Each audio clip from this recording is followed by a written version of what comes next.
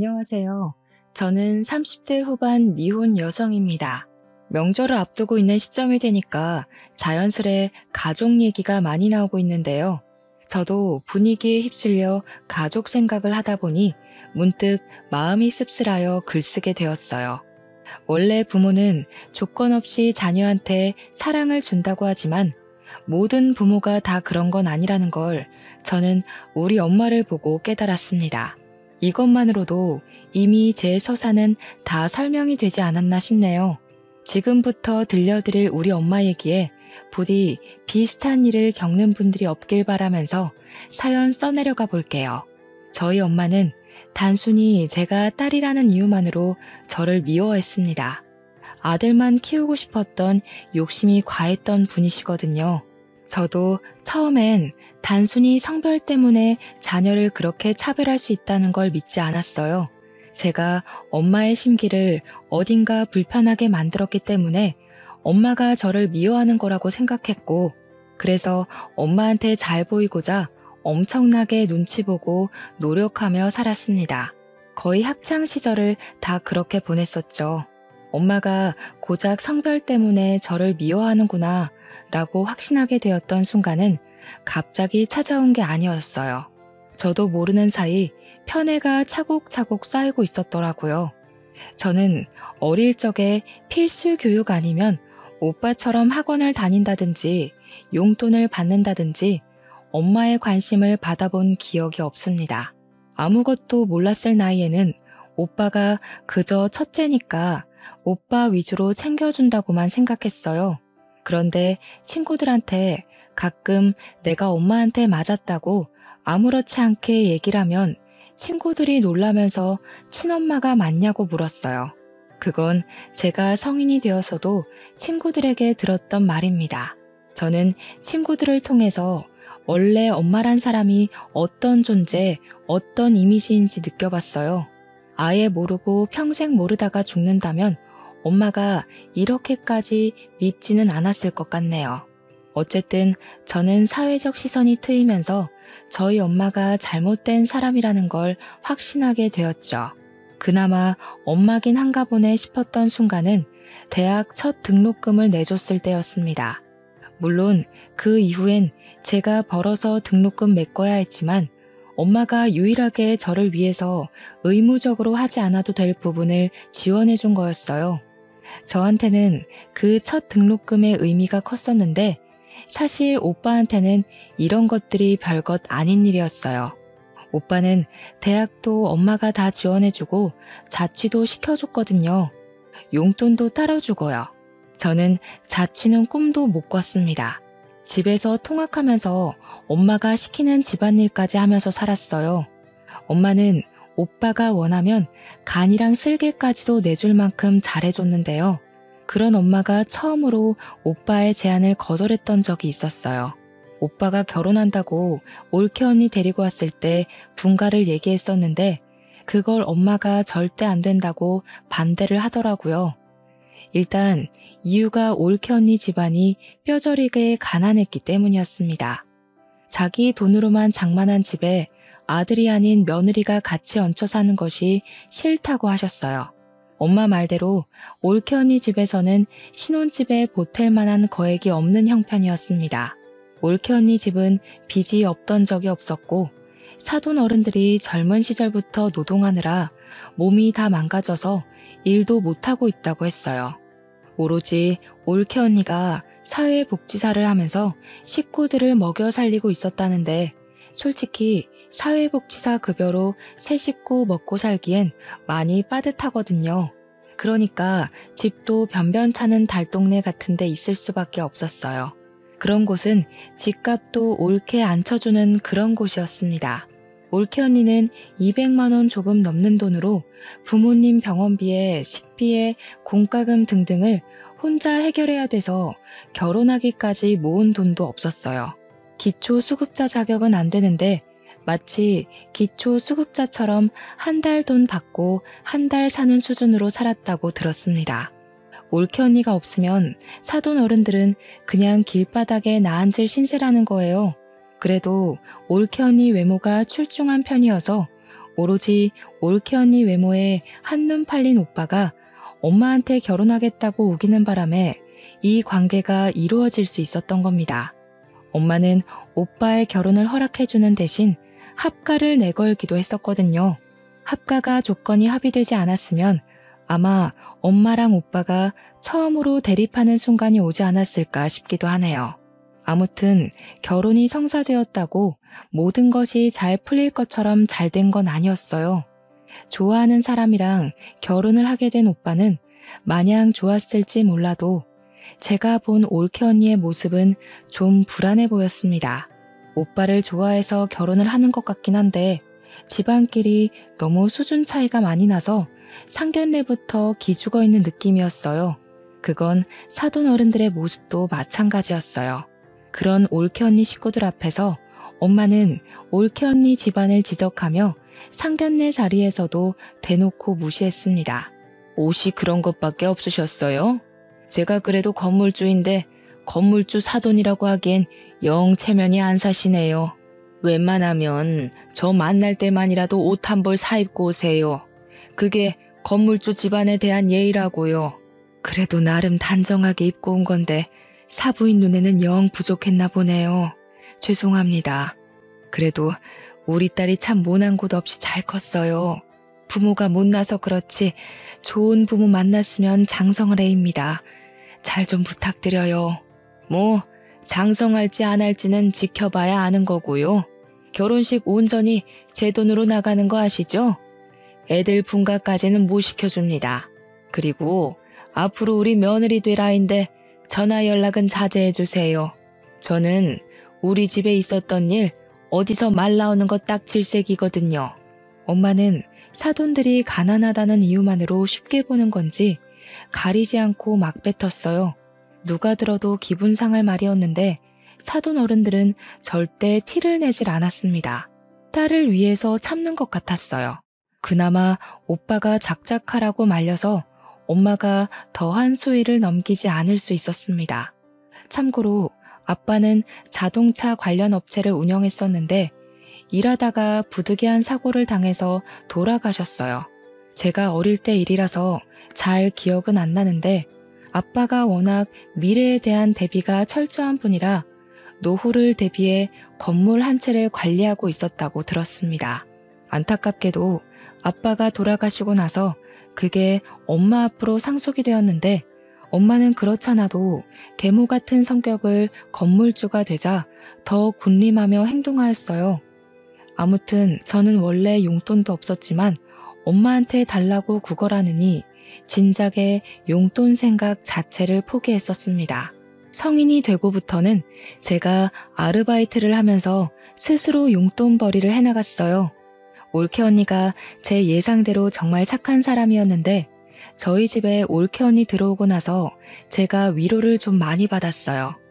혼자 엄마한테 속 터지고 있던 마음을 올케 언니와 공유할 수 있어서 힐링이 되었습니다. 올케 언니랑 있는 시간이 좋긴 한데 한편으론 올케 언니가 저한테 자꾸 뭘 주려고 해서 미안할 때가 한두 번이 아니었어요. 아기씨, 이거 내가 사놓고 안 하는 목걸이인데 아가씨 할래요? 아가씨 목이 길고 하얘서 잘 어울릴 것 같아요. 언니, 저번에도 챙겨주시더니 또요? 저야 좋긴 한데 저 진짜 살면서 가족한테 관심 받는 거 처음이에요. 저 챙겨주는 사람 언니밖에 없어요. 처음엔 저도 모르게 착한 올케 언니에게 더 관심 받고 싶어서 괜히 힘든 소리도 많이 하고 고민 상담하면서 위로도 갈구했었어요. 그때마다 올케 언니는 제 마음을 귀신같이 알아채고는 친언니처럼 진심으로 저를 보듬어 주었습니다. 올케 언니 덕분에 원래 가족이란 건 이런 거구나 생각했어요. 그래서 올케 언니에 대해 마음이 많이 열렸고 저도 엄마 몰래 올케 언니를 많이 도와주었습니다. 혼자 집안이라는 서름을 누구보다 제가 잘 알고 있기 때문에 저는 올케 언니에게 그런 감정을 느끼게 해주고 싶지 않았어요. 올케 언니가 엄마한테 이리 치이고 저리 치이는 걸 많이 봤거든요. 엄마는 그냥 여자를 싫어하는 건지 저한테만 괄시를 했던 게 아니라 올케 언니도 그저 여자에 가난까지 더해서 심하게 미워하더라고요. 아유, 너는 가난한 냄새를 아주 달고 다니는구나. 어디 가서 내 며느리란 소리 하지 마라. 급이 안 맞아서야 원. 엄마는 저한테 그랬던 것처럼 올케 언니에게 막말을 서슴지 않되 다행히도 손찌검은 안 했고 이래라 저래라 명령질만 장난이 아니었습니다. 올케 언니가 사소하게 실수하는 것도 전부 트집 잡는 걸로 모자라 올케 언니의 살림 방식을 굉장히 싫어했어요. 야, 너 화장실 식초로 씻었니? 꾸진 년이 꾸진 짓만 하고 있네. 이 집에 비싼 물건들이 얼마나 있는데 냄새 배게 하려고 작정했어? 당장 환기시켜. 이런 식으로 올케 언니가 욕을 먹을 때면 제가 그거 달래준다고 늦은 새벽에 제 방으로 올케 언니를 몰래 불러서 맥주 한잔하며 엄마 뒷담 많이 깠습니다. 저도 저지만 올케 언니도 제가 아니었으면 이 집에서 못 버텼을 거라고 고마워해줬어요. 그렇게 저희 둘은 갈수록 사이가 많이 돈독해졌는데 얼마 안 가 대학을 졸업한 저는 집이랑 좀 먼 곳에 취업이 되어 독립을 하게 되었어요. 그간 제가 아르바이트 하면서 안 쓰고 모은 돈이 있어서 보증금 마련은 충분했습니다. 드디어 엄마한테서 해방될 수 있었다는 생각에 무척 신이 났었지만 한편으로는 혼자 남게 될 올케 언니가 걱정이 되어서 썩 좋지도 않았어요. 하지만 제가 올케 언니를 데려올 수 없는 상황이잖아요. 만약 올케 언니가 정말로 제 친언니였다면 저는 망설임 없이 올케 언니를 데리고 나왔을 겁니다. 어쩔 수 없지만 올케 언니와 헤어져야 했던 저는 연락을 자주 하기로 하고 아쉬운 작별을 했어요. 실제로 올케 언니랑 몇 달 꾸준히 연락을 하면서 가족보다 더 가족처럼 안부를 묻고 살았습니다. 그러던 어느 날 올케 언니한테서 자정이 다 되어 연락 온 건 그날이 처음이었는데요. 언니가 우리 집에서 하룻밤 신세 질 수 있겠냐고 묻더라고요. 너무 놀라서 이 늦은 시간에 오겠다는 거냐고 되물었으나 제가 잘못 들은 건 아니었더라고요. 그런 부탁을 하는 올케 언니 목소리가 많이 안 좋아 보여서 저는 택시로 마중을 나갔습니다. 오랜만에 본 올케 언니는 얼굴이 말이 아니게 헬쑥했고 뺨이라도 맞았는지 한쪽 볼이 부어 있었어요. 이거 왜 이래요? 설마 엄마가 이랬어요? 엄마가 이제 언니 때리기까지 하는 거예요? 그냥 좀 실수로 그릇을 깼는데 이렇게 됐어요. 제가 잘못한 건데요, 뭘. 근데 좀 속상해서 아가씨가 너무 보고 싶더라고요. 늦은 시간인데도 연락 받아줘서 고마워요. 올케 언니는 거짓말을 잘 못하는 사람입니다. 그래서 저는 올케 언니 잘못으로 뺨을 맞았다는 게 거짓말이라는 걸 눈치챘어요. 집에 가서 올케 언니랑 제대로 대화를 해보았는데 역시나 올케 언니 실수 때문에 맞은 게 아니었더라고요. 오빠가 올케 언니한테 반찬 투정을 했는지 실수로 접시를 밀어서 그릇을 깨트렸는데 엄마가 그 소리를 듣고 방에서 뒤늦게 나와 확인하고는 냅다 올케 언니 귀싸대기를 날렸다는 겁니다. 한 대가 아니었다는 것은 더 충격이었어요. 그런데 여기서 더 황당하고 짜증났던 건 올케 언니가 엄마한테 맞고 있는 그 상황에서 오빠는 올케 언니를 향해 혀만 끌끌 차고 있었다고 하지 뭡니까. 언니한테까지 그럴 줄은 몰랐는데 진짜 그 사람들 정신이 나가도 단단히 나갔네요. 이거 가정폭력이잖아요. 언니가 신고하겠다고 하면 제가 무조건 도울게요. 우리 신고합시다. 괜찮아요. 그냥 오늘 밤만 좀 재워줘요. 내일 아침 일찍 들어가 봐야 돼서 먼저 좀 잘게요. 올케 언니는 우리 집에서 더 큰 보복이 돌아올까봐 두려워하는 얼굴이었습니다. 올케 언니가 한 번은 오빠한테 이혼 얘기도 했었다는데 오빠가 그걸 엄마한테 고자질하는 바람에 엄마가 또 올케 언니를 잡아먹으려 했다네요. 우리 엄마 성격에 자기 아들 커리어에 이혼 이력이 남는 게 싫어서 이혼을 절대 거절했을 거란 말이죠. 아마 그때도 올케 언니가 엄마한테 맞지 않았을까 싶은 생각이 들었어요. 이왕 우리 집에 온 거 올케 언니가 오늘만큼은 마음 편히 잠을 자고 갈 수 있도록 방안을 최대한 따뜻하게 만들어 주었습니다. 다음 날은 뭐 그리 빨리 오는 건지 올케 언니를 웬만하면 보내기 싫었는데 어쩔 수 없이 배웅을 하면서 혹시라도 무슨 일이 있으면 언제든지 찾아오라고 우리 집 비밀번호도 알려줬어요. 올케 언니는 정말 고맙다고 하고 그렇게 지옥구동이로 돌아갔습니다. 그리고 저는 올케 언니를 그렇게 보낸 걸 여전히 뼈저리게 후회하고 있어요. 제가 다음으로 들은 올케 언니 소식은 유감스럽게도 사망 소식이었거든요. 일하다가 연락을 받았던 저는 상부의 얘기에 이를 빼고서 장례식으로 헐레벌떡 달려갔습니다. 올케 언니 영정사진과 그 앞에서 울고 있는 올케 언니 부모님을 보았어요. 그리고 그 와중에 소름 끼쳤던 건 눈물 한 방울 안 흘리는 오빠보다 시시덕거리며 조문객들이랑 떠들고 놀고 있는 엄마 모습이었습니다. 아우, 여기 음식업체 어디니? 떡이 굳었네 굳었어. 전화해서 좀 따져라. 돈을 얼마나 줬는데 서비스가 이 모양 이 꼴이야? 그때는 엄마가 다른 날보다 더 사람 같지 않아 보였어요. 엄마의 망언이 빈소 전체로 퍼지고 있는데도 가난한 집안이었던 사돈 어른들은 이 장례식을 차려준 엄마를 차마 뒤집어 엎질 못하고 있었습니다. 사돈 어른들이 더 분에 받쳐서 올케 언니를 향해 울고 있는 걸 제가 더 못 참겠더라고요. 그래서 저는 그간 어릴 때부터 받아온 차별과 멸시와 편애에 대한 서름을 담아서 엄마한테 달려갔어요. 식탁 위에 있는 육개장 그릇을 들고서 그대로 엄마 얼굴에 뿌려버렸습니다. 이년이 돌았나? 이게 뭐야? 뭐하는 짓이야 이 정신 나간 년아. 진짜 정신 나간 게 뭔지 보여줘? 사람이 이만큼 정신 나가도록 한 게 누군데 이제 하다못해 사람까지 죽였어. 엄마는 살인자야. 엄마가 뭔데 잘 살려고 하는 사람들을 죽여버려.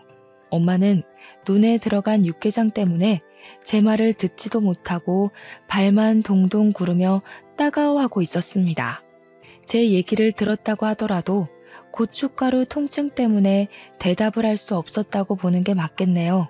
엄마가 너무 소란 피우면서 휴지를 찾으니까 누군가가 서둘러 휴지를 가져왔는데 저는 그걸 뺏어 들고서 신발장 밖으로 던져버렸어요. 그리곤 엄마 머리채 잡고 잡아뜨리고는 올케 언니 죽인 죄로 경찰에 신고할 거라 겁박을 주었습니다. 이 년이 먹여주고 키워줬더니 누구 편을 드는 거야? 자기 혼자 죽은 년을 뭘 내가 죽였대? 나도 짜증나 죽겠다고. 갑자기 죽어버려서 사람 돈 쓰게 만들고 말이야. 부조금 다 내가 가져갈 거니까 아무도 손대지 마. 올케 언니가 삶을 스스로 포기했을지언정 그렇게 만든 원인은 당연히 엄마랑 오빠라고 생각했습니다. 손만 안 댔다 뿐이지 올케 언니에게 엄마랑 오빠는 분명한 가해자였어요. 장례식장은 첫날부터 시끄러웠습니다. 제가 엄마를 막대하고 있자 뒤늦게 오빠가 달려들어서 저를 밀쳤는데 그대로 밀쳐지는 저를 사돈 어른들이 붙잡아 주어 넘어지진 않았어요. 사돈 어른들은 저를 보고서 용기를 얻은 건지 이제야 엄마한테 한 소리를 하기 시작했습니다. 이 악마 같은 사람들, 우리 딸을 감히 총부리듯 부려요? 어쩐지 우리 같은 집안을 사돈으로 받아준다고 할 때부터 이상했어. 우리 딸 이런 식으로 부려먹고 죽이려고 데려간 거지. 어디서 가난뱅이 주제에 건물주한테 큰 소리를 쳐요?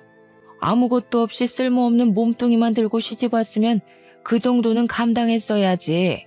세상에 공짜가 어딨어? 내가 정신 나갔다고 남의 집 거지 새끼를 애지중지하며 데리고 살겠어? 내 딸 입에 들어가는 쌀 한 톨도 아까운 마당에?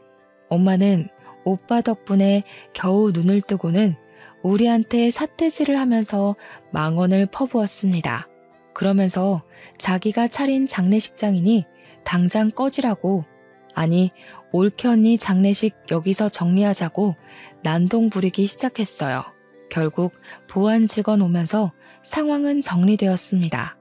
보안 직원 지키고 있는 가운데 올케 언니 장례식은 3일을 겨우 보낼 수 있었어요. 엄마랑 오빠 때문에 올케 언니 앞에서 마음 터놓고 울어보지도 못하고 완전 냉전 상태로 장례식을 마무리했습니다.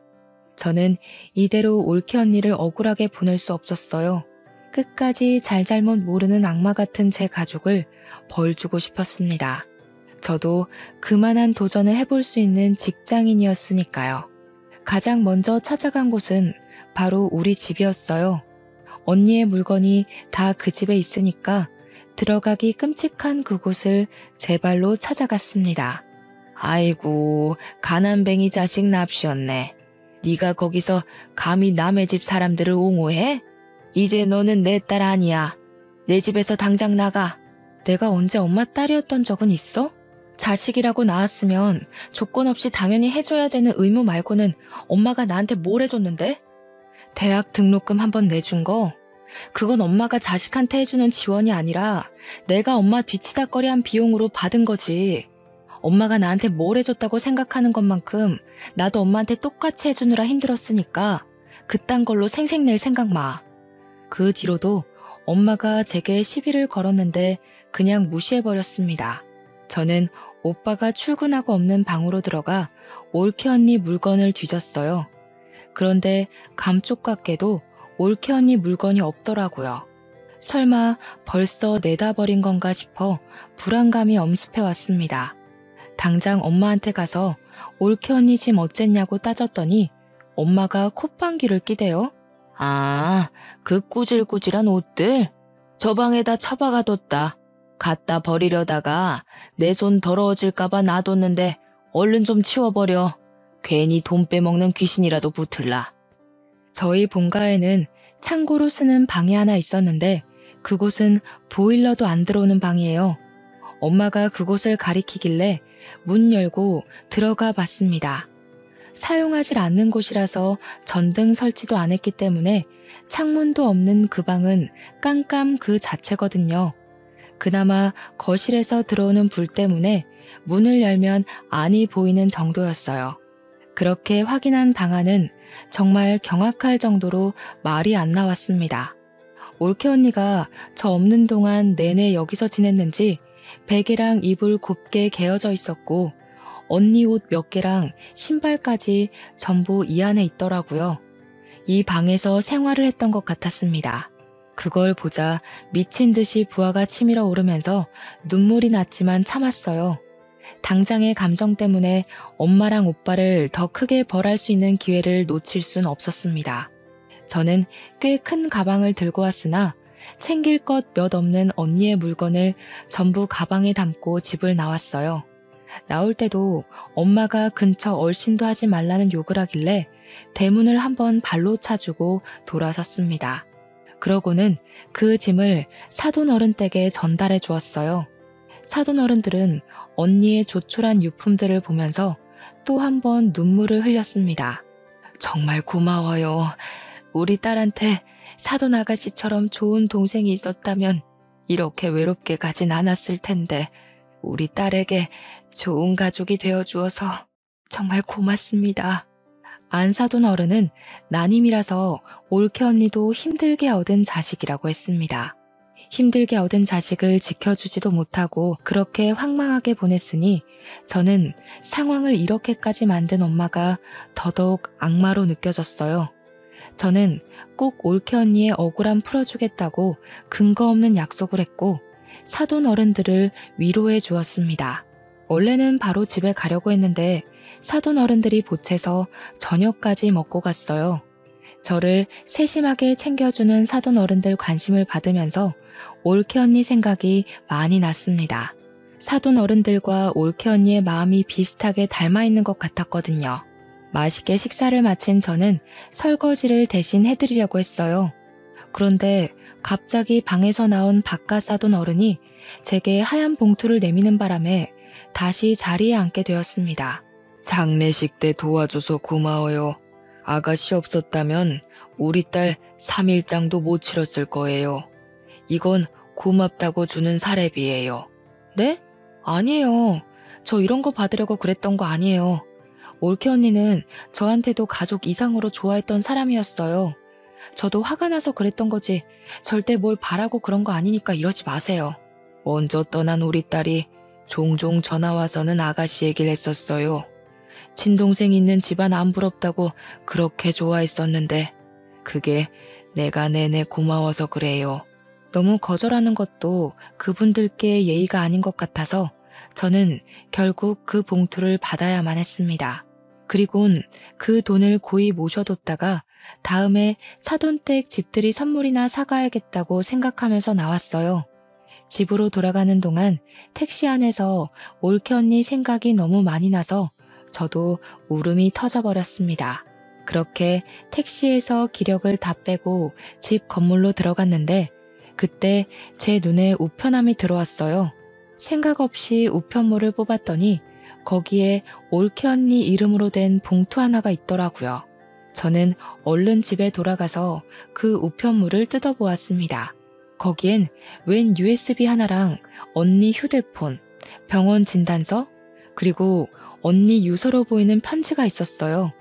내용에는 제게 고맙다는 내용과 엄마랑 오빠가 언니를 어떻게 괴롭혔는지 폭행 장면, 폭언 녹음도 있었습니다. 그리고 중간에 언니가 가출한 것으로 예상되는 녹취도 담겨 있었어요. 가출을 했으면 쭉 도망칠 것이지 왜 며칠만 나갔다 온 것일까? 그게 좀 궁금했는데 그 내용은 따로 설명이 없었습니다. 어쨌든 집으로 돌아온 올케 언니는 다시 시작된 괴롭힘에 괴로워서 결국 스스로 안 좋은 쪽을 선택한 것 같았어요. 그 사실은 언니가 남긴 이 우편물들로만 봐도 정황이 확실한 부분이었습니다. 그리고 유서에는 좀 충격적인 사실이 적혀 있었는데요. 그 안에는 보육원 주소가 적혀 있었고 그게 올케 언니 아기라는 내용이 담겨 있었어요. 오빠의 자식이 맞지만 올케 언니가 일부러 가족들에게 임신 사실을 알리지 않았다고 합니다. 그 문구를 보자 올케 언니가 어느 날을 기점으로 부쩍 살이 오른 걸 본 적이 있었는데 그게 임신 때문이었나 싶은 직감이 왔어요. 그 당시 제가 올케 언니에게 몸매 변화에 대해서 물은 적도 있었거든요. 요새 살기가 편한가 식욕이 자꾸 오르네요. 아무래도 살 좀 빼야 될 것 같죠? 아가씨는 어떻게 그리 날씬하고 예뻐요? 그땐 올케 언니가 제가 묻는 말에 능청스럽게 대답하고 주제를 돌리길래 전혀 눈치를 못 챘습니다. 근데 그게 임신 때문이었다니 그렇다면 녹화 장면에서 가출을 한 걸로 보이는 그건 출산을 해야 했기 때문이었나 하는 생각이 들었어요. 엄마랑 오빠는 원래 언니한테 관심이 없었으니 언니가 저한테 그랬던 것처럼 능청스럽게 변명을 했다면 그들은 그냥 곧이곧대로 언니가 살이 쪘구나 그렇게 믿었을 겁니다. 그러니 올케 언니 임신 사실은 당연히 몰랐겠죠. 아무튼 편지에는 올케 언니가 자신의 아기를 부디 엄마랑 오빠한테 알리지 말아달라는 부탁이 적혀 있었어요. 오빠와 엄마의 인성을 알면 저 같아도 그랬을 것 같긴 합니다. 그리고 올케 언니가 써놓은 문구 중에는 아들이 아닌 딸을 임신해서 두려웠다는 말도 적혀 있었는데요. 아이가 핍박받고 자랄 게 겁이 나 식구들에게 비밀로 하고 보육원에 맡길 수밖에 없었다는 뉘앙스가 있었어요. 자신의 자식도 제대로 안아보지 못하고 죽을 준비만 했을 언니의 마음이 얼마나 썩어 문드러졌을지 굳이 눈으로 확인하지 않아도 알 것 같아서 너무 속상했어요. 그렇게 착한 언니는 이렇게 가면 안 되는 사람이거든요. 아이랑 같이 행복하게 살 자격이 있는데 왜 우리 가족이랑 연이 되어서 이렇게 생을 마감해야 했는지, 우리 언니를 망쳐놓은 것이 제 엄마랑 오빠라는 게 정말 끔찍했고 누군가를 해코지하고 싶단 마음이 처음으로 들었었어요. 언니의 편지 마지막 멘트에는 저한테 미안하고 고마웠다는 말까지 있었는데 그 진심 어린 말에 저는 정말 많은 죄책감을 느꼈습니다. 언니가 쓸쓸한 선택을 하도록 신경을 못 써준 게 너무 미안했고 쓸쓸하게 떠나는 순간에도 옆에 있어준 사람 하나 없었다는 것이 너무 미안했어요. 저의 슬픔은 오빠랑 엄마를 향한 분노로 변질되어 커졌습니다. 일단 저는 급히 아이를 찾으러 보육원을 먼저 갔어요. 그곳에서 올케 언니가 맡긴 갓난 여자아기를 만났습니다. 다행히도 언니 딸은 개 같은 오빠를 닮지 않고 하얗고 예쁜 언니를 닮았더라고요. 이 예쁜 아이를 떼어놓아야만 할 때의 언니 심정은 이루 말할 수 없을 만큼 괴로웠겠죠. 저는 아이 소식을 사돈 어른들께 알린 후 데려갔습니다. 다행히 출생신고는 되어 있었는데 조금 늦게 안 사실이지만 당황스럽게도 아이 이름이 제 이름과 같더라고요. 언니가 저를 그만큼 생각해줬다는 것 때문에 제가 얼마나 더 울었는지 모릅니다. 눈물이 나면 날수록 차오르는 분노 때문에 저는 당장 사돈 어른들에게 변호사를 알아봐 주었어요.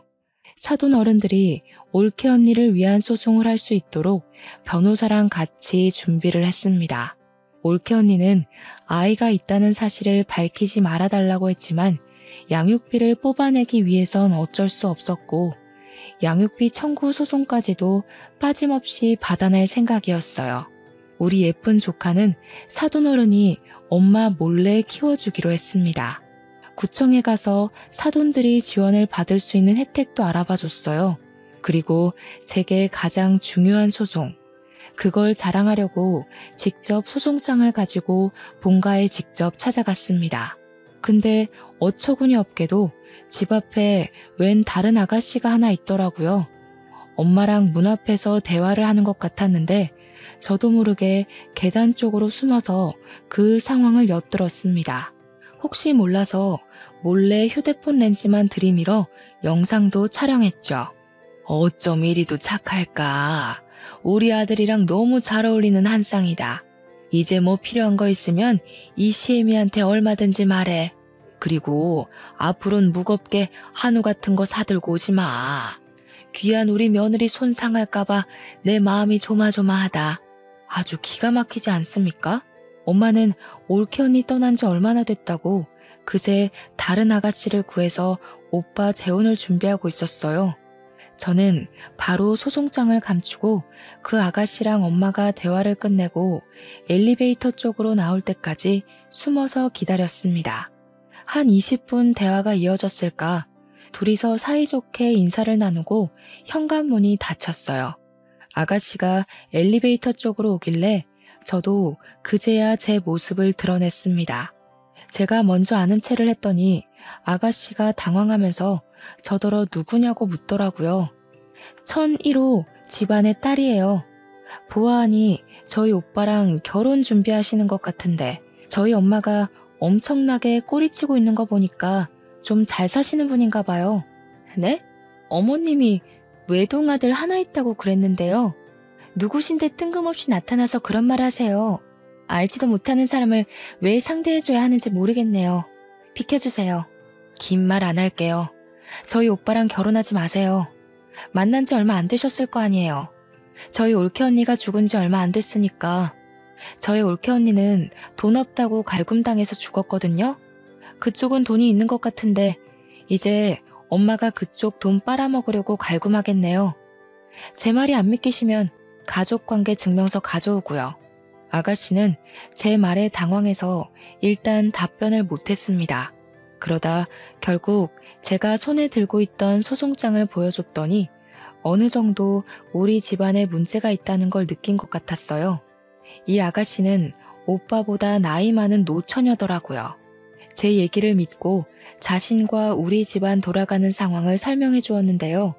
이 아가씨 엄마랑 우리 엄마는 동창 사이였고 여자 쪽에서 결혼이 더 급한 건지 만난 지 2개월 만에 결혼 약속을 했다고 하더라고요. 만난 지 2개월이면 올케 언니가 죽기 전이란 말이죠.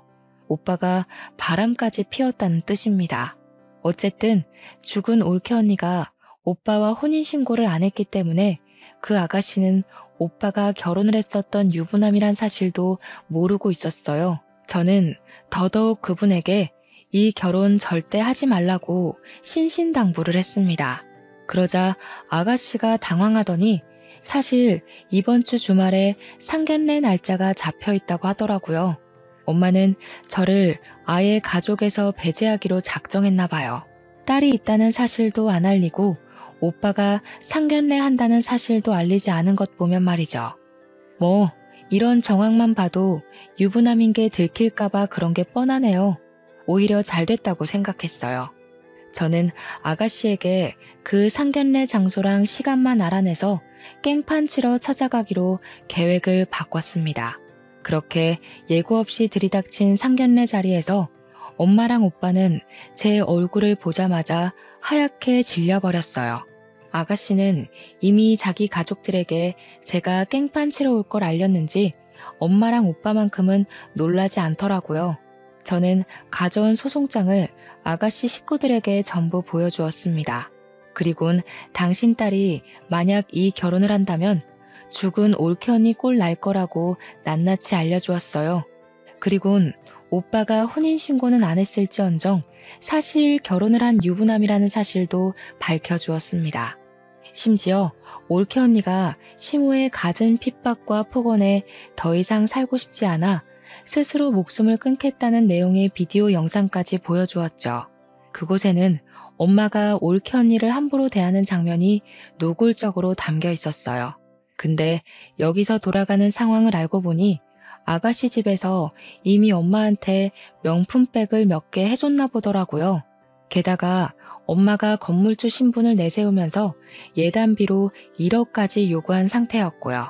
새 사돈 되시는 분은 저렴하기 짝이 없는 엄마의 행실에 결국 화를 참지 못하고 자리에서 일어났습니다. 그리곤 식탁 위에 있는 따뜻한 차를 엄마 얼굴에 뿌려버리는 거 아니겠습니까? 우리 딸이 어제 그런 말 할 때는 그래도 동창이니까 네 말을 믿었어.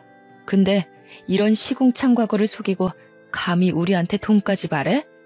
우리 딸은 또 뭐라고 괴롭히면서 죽일 작정이었니? 네 아들보다 나이 많다고 종살이 시킬 생각이었어? 화딱지 나서 못 참겠네. 너 내가 고소할 테니까 두고 봐. 알고 보니 오빠 재혼에 필요한 예식장과 신혼집에 들어갈 가전제품, 신혼집까지 전부 다 아가씨 집안에서 돈을 다 대준 거더라고요. 마치 올케 언니가 우리 집 올 때 우리 집에서 신혼살림 다 대준 것처럼 말이죠.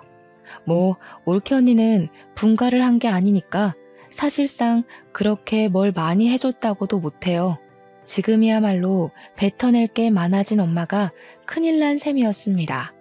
화가 난 아가씨 엄마는 자기가 들인 돈 다 뱉어내라고 소리를 빽 질렀고 당장 사기죄로 신고할 거라며 변호사를 찾으러 자리를 박차고 나갔습니다.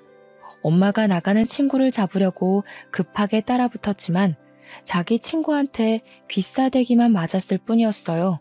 아가씨 엄마가 돈이 더 많으니까 엄마가 정말 꼼짝도 못하더라고요. 엄마는 그 성질 못 참고 화살을 제게로 돌렸는데요. 엄마가 제 머리채를 잡는 순간 마침 경찰이 들이닥쳤어요. 사실 제가 경찰에 미리 신고를 하고 이곳을 찾아왔거든요.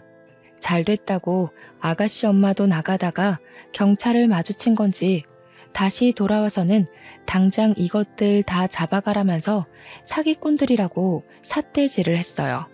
엄마랑 오빠는 찍소리도 못하고 그대로 연행이 되었습니다. 아가씨 엄마는 결혼 준비를 위해 낭비한 금액인 1억을 손해배상 청구했어요. 엄마랑 오빠는 징역까진 안 받고 거액의 위자료를 덤터기 맞는 걸로 판결이 내려졌습니다. 이미 그것만으로 건물이든 집이든 하나는 내놓아야 되는 상황이라서 엄마가 굉장히 화났을 겁니다. 그래서 그런가 우리 집을 찾아와서 대문을 발로 차고 난리더라고요. 문 열기는 싫고 인터폰 켜고서 꺼지라고 한마디 해줬더니 엄마가 초인종에 대고 쌍욕을 하는 거 아니겠어요? 내가 너를 낳는 게 아니었는데 진짜 너는 집안의 수치다. 어떻게 한 번도 엄마 인생에 쓸모가 있던 적이 없냐? 니년 때문에 지금 얼마를 손해봤는지 알아? 거지 같은 사돈댁 챙기면서 멋대로 살 거면 영영 나타나질 말던가. 왜 우리 앞길을 망쳐? 고작 이런 걸로 망했다고 횡포 부리면 안 되지. 사돈 어른이 양육비 청구도 했어. 이번만 돈 나가는 게 아니라 지금부터 한 20년은 보내줘야 할 거야. 엄마가 건물주라서 양육비 액수도 크게 잡히더라. 어? 뭔 개소리야. 양육비가 뭔지 모르니? 네 오빠랑 죽은 년 사이에 아무것도 없었는데 무슨 수로 양육비를 청구해? 아, 뭐 그새 애라도 하나 입양했나 보지? 그런데 어쩌니? 혼인신고 처리 안 돼 있어서 그 애는 우리 아들이랑 상관이 없는데. 이렇게 멍청한 것도 엄마라고. 고지 곧대로 당하고 산 게 억울하네. 오빠한테 사실 딸 있었어. 올케 언니가 그 집안에서 애 키우면 피 말라 죽을까봐 숨겨두고 있었거든. 조만간 유전자 검사 결과 우편으로 갈 테니까 따질 거면 꼭 확인하고 따져. 아이 소식은 다소 당황스러웠는지 제 말이 끝나도 인터폰 안에서 아무 말도 안 들려왔어요. 거기다 대고 저는 한마디 더 해줬습니다. 딸도 있는데 또 오빠 재혼시키면 내가 평생 따라다니면서 네 아들 혼삿길 다 망쳐놓을 거라고 경고를 날렸죠. 저는 그걸 마지막으로 엄마랑 오빠와 대면한 적이 없습니다. 변호사에게서 소식만 전해 듣길 엄마는 위자료랑 소송금액 그리고 벌금을 내기 위해서 자랑스럽게 떠벌리던 건물을 팔았다고 했어요. 그나마 살고 있는 집 하나는 지킨 것 같더라고요. 물론 그것도 어떻게 될진 모르죠. 양육비를 20년이나 줘야 하는데 과연 오빠 급여 하나 가지고 생활비에 양육비에 사치 쩌는 엄마 용돈에 감당이 될지 모르겠네요. 저는 20살 때부터 가족의 도움 없이 저 혼자 돈을 마련했기 때문에 그들이 망하든 말든 상관이 없었어요. 그들 인생 망쳐놨으니 이제는 그저 사랑스러운 조카를 보는 낙으로 지낼 뿐이었습니다. 조카는 하루가 달리 예쁜 모습을 자랑했는데요. 올케 언니랑 전체적인 느낌이 닮았으나 가장 닮은 게 웃는 얼굴이더라고요. 조카가 웃을 때마다 언니 생각이 나서 한 번씩 마음이 저려요. 그래도 떠난 언니가 이제는 마음 편히 발 뻗고 잘 수 있게 제가 조카를 평생 책임지고 보살펴 줄 생각입니다. 예쁜 것만 보여주고 싶고 걸을 수 있는 나이가 된다면 그때부터 언니가 있는 곳에 함께 데려갈 생각이에요. 조카가 엄마의 얼굴은 알면서 자랐으면 좋겠거든요. 혹시나 아빠를 물어본다면 저는 숨김없이 말해줄 생각입니다. 물론 그건 조카가 그 정도의 아픔을 감당할 나이가 되면 말이죠. 이제 그만 그들 신경 안 쓰고 잘 살 수 있겠지 하고 마음 놓던 시기에 뜬금없이 오빠한테 연락이 온 적이 있었어요. 철천지 원수 같은 오빠는 어이없게도 딸 얼굴 한번 보고 싶다며 연락을 했더라고요. 그 말을 듣는데 더 들을 것도 없이 화가 나서 저는 오빠한테 바로 미쳤냐고 절대 싫다고 거절했습니다. 오빠가 아빠 자격이 있다고 생각해? 언니가 오죽 겁이 났으면 임신한 사실도 숨겼겠어. 출산도 몰래 집 나가서 혼자 해결하고 몸 회복도 안 됐는데 집에 돌아와서 또 괴롭힘 당했어. 언니가 그렇게 괴로울 동안 오빠는 뭐 했는데? 오빠는 엄마랑 뭐 다를 거라 생각해? 오빠는 그냥 조카 양육비만 다달이 보내면 돼. 그게 내가 오빠한테 봐줄 수 있는 유일한 아빠 노릇이야. 오빠는 제 경고에 아무런 말도 하지 못했습니다. 그제야 자기도 잘못한 걸 뼈저리게 느낀 건지 다행히도 성실하게 양육비를 보내주곤 있어요. 만약 안 보낸다면 제가 또 가만히 있지 않을 겁니다. 엄마는 여전히 반성도 없어요. 오빠가 가끔 문자로 엄마 감당하기 힘들다고 연락이 오는데 엄마가 정신 나가서 그런가 이젠 아들한테도 성질을 부리나 봅니다. 저러다가 그나마 있는 아들 하나한테도 버림받아봐야 정신을 차리는지 모르겠네요. 제가 조금 더 빨리 철이 들고 사회에 대해 잘 알았더라면 올케 언니를 우리 오빠랑 결혼시키지 않았을 텐데 이건 아마 제 평생의 후회로 남을 것 같습니다. 그 사실 때문에 사돈댁에 더 자주 찾아가긴 해요. 마치 본가를 찾아가듯 마음 편한 걸음으로 주말에 한 번씩은 갑니다. 조카가 좋아하는 인형이랑 용품들 챙겨가고 사돈어른들 옷도 몇 벌씩 선물해주고 있어요. 제 급여가 떵떵거릴 만큼 많은 건 아니지만 용돈을 딱히 쓸 데도 없고 또 사돈댁이 제게는 본가 같은 기분이 들어서 그렇게 하고 싶더라고요. 사돈 어른들도 제게 더는 존댓말을 하지 않아요. 정말 딸처럼 이름을 불러주면서 제 생일까지 기록해놓고 챙겨주신답니다. 이런 게 남들 다 누리고 있는 가족 사이라면 저는 아마 사돈댁과 계속 이런 연을 이어갈 것 같아요. 비로소 소중한 사람들과 화목하게 사는 것이 무엇인지 느끼고 있는 요즘입니다. 글이 길었죠? 변변찮은 내용이었을지 모르겠지만 긴 글 들어주셔서 너무 감사합니다. 날이 많이 따뜻해졌는데 우리 모두 가족들과 나들이 다니면서 소중한 추억 많이 만듭시다.